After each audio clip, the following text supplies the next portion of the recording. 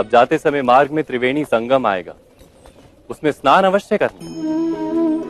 ಕೃಷ್ಣ ಹೇಳ್ದಂಗೆ ತ್ರಿವೇಣಿ ಸಂಗಮದಲ್ಲಿ ಸ್ನಾನ ಮಾಡ್ಕೊಂಡು ಹಂಗೆ ಪ್ರಯಾಗ್ರಾಜ್ನ ತಿರ್ಗಾಡ್ಕೊಂಬರೋಣ ಅಂತ ಹೊರಟೆ. ಸೊ ಹೊರಗಡೆ ಬಂದಾಗ ಒಳ್ಳೆ ವ್ಯೂ ಪಾಯಿಂಟು. ಸೊ ನಾನು ಇದ್ದಿದ್ದ ರೂಮಿಂದ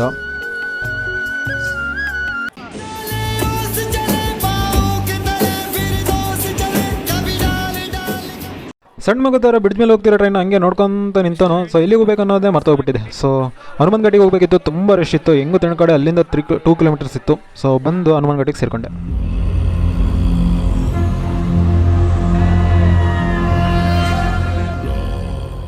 ಹನುಮಾನ್ ದರ್ಶನ ಮಾಡಿಕೊಂಡು ಪ್ರಸಾದ ತೊಗೊಂಡು ಎಲ್ಲಿ ಹೋಗೋಣ ಅಂದ್ಕೊಂತಿದ್ರೆ ಅಲ್ಲೇ ಪಕ್ಕಕ್ಕೆ ಲೇಸರ್ ಶೋ ನಡೀತಿತ್ತು. ಅಲ್ಲಿ ಎಂಟ್ರೆನ್ಸ್ ಫೀಸ್ 50 ರೂಪೀಸ್ ಇತ್ತು, ಎಂಟ್ರಿ ಅದೇ. ಸೊ ಅಲ್ಲೇನಂದರೆ ಈ ಕುಂಭಮೇಳ ಬಗ್ಗಿನ ಹಿಸ್ಟ್ರಿಯನ್ನು 3Dಯಲ್ಲಿ ತೋರಿಸ್ತಾ ಇದ್ರು.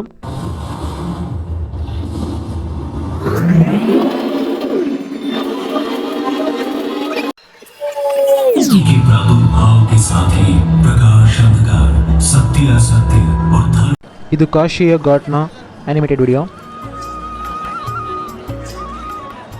ಇಲ್ಲಿ 144 ವರ್ಷ ಹಿಂದ್ಗಡೆಯಿನ ಕುಂಭಮೇಳದಿಂದ ಹಿಡಿದು ಇಲ್ಲಿವರೆಗಿನ ಫೋಟೋಸ್ನ ಡಿಸ್ಪ್ಲೇ ಮಾಡ್ತಾ ಇದ್ರು.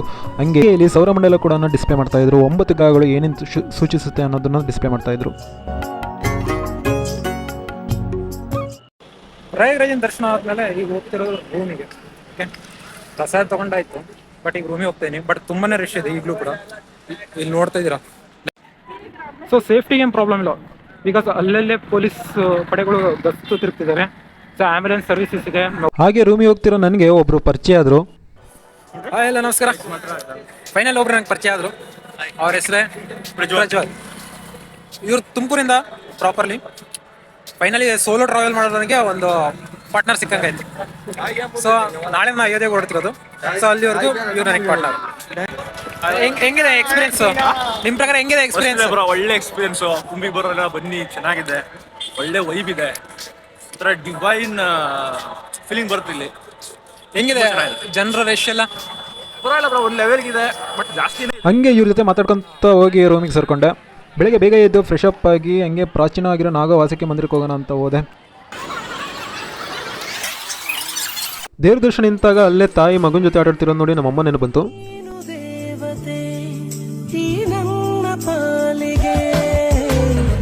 ತಾಯಿಗೆ ತಮ್ಮ ಮಕ್ಕಳೇ ಪ್ರಪಂಚ.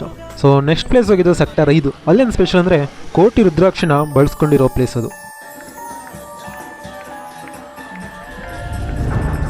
ಸುತ್ತಿ ಸಾಕಾಯಿತು. ಟಿಫನ್ ಸಿಗುತ್ತಾ ಅಂತ ಬಂದರೆ ಅಲ್ಲಿ ಇಡ್ಲಿ ಪಾತ್ರೆ ನೋಡಿ. ನಮ್ಗೆ ಇಡ್ಲಿ ಸಿಗುತ್ತಾ ಅಂತ ಬಂದರೆ ಅಲ್ಲಿ ನೋಡಿದ್ರೆ ಅದು ಇಡ್ಲಿ ಪಾತ್ರೆನೇ, ಬಟ್ ಇಡ್ಲಿಗಲ್ಲ. ಹಂಗೆ ಮುಂದೆ ಬಂದು ಲಸ್ಸಿ ಮಿಲ್ಕ್ ಕುಡ್ಕೊಂಡು ಹಂಗೆ ಸಿಟಿ ರೌಂಡ್ಸ್ ಹೋಗೋಣ ಅಂತ ಸಿಟಿ ಎಂಟ್ರಿ ಆದೆ.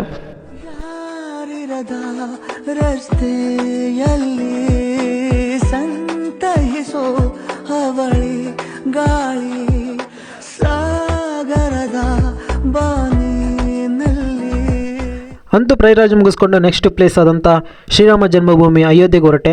ಸೊ ಸೀದಾ ಪ್ರಯಾಗ್ರಾಜ್ ಚೌಕಿ ರೈಲ್ವೆ ಸ್ಟೇಷನ್ಗೆ ಬಂದೆ. ಅಲ್ಲಿ ನೋಡಿದ್ರೆ ತುಂಬಾ ಸ್ಟ್ರಿಕ್ ಆಗಿತ್ತು. ಮತ್ತೆ must and should offline ticket ತೊಗೊಳ್ಬೇಕು. ರಶ್ ಇದೆ ಅಂತ ಟಿಕೆಟ್ ಇಲ್ಲದೆ ಟ್ರಾವೆಲ್ ಮಾಡೋಂಗೇ ಇಲ್ಲ. ಸೊ ಅಲ್ಲಲ್ಲೇ TC ಆ್ಯಂಡ್ CRPF ಇದ್ದಾರೆ. ಇಲ್ಲೇನು ಸ್ಪೆಷಲ್ ಅಂದರೆ ಸೀದಾ ಪ್ಲಾಟ್ಫಾರ್ಮ್ಗೆ ಎಂಟ್ರಿನೇ ಬಿಟ್ಟಿದ್ದಿಲ್ಲ. ಸೊ ಟ್ರೈನ್ ಬರೋದು ಇನ್ನೂ ಲೇಟ್ ಅಂತ ಅಯೋಧ್ಯೆಗೆ ಹೊರಡೋ ಎಲ್ಲರೂ ಒಂದು ಕಡೆ ಸೇರಿಸಿದ್ರು. ಸೊ ಟ್ರೈನ್ ಬಂದು ಪ್ಲಾಟ್ಫಾರ್ಮ್ ನಿಂತಾಗ ಮಾತ್ರ ಬಿಟ್ಟರು. ಸೊ ನನ್ನ ಪುಣ್ಯನೇ ಏನೋ. ಸೊ ಪ್ಲಾಟ್ಫಾರ್ಮ್ ಎಂಟ್ರಿ ಆಗಿದ್ದು, ಟ್ರೈನ್ ಹತ್ತಿದ್ದು ಫಸ್ಟ್ ನಾನೇ.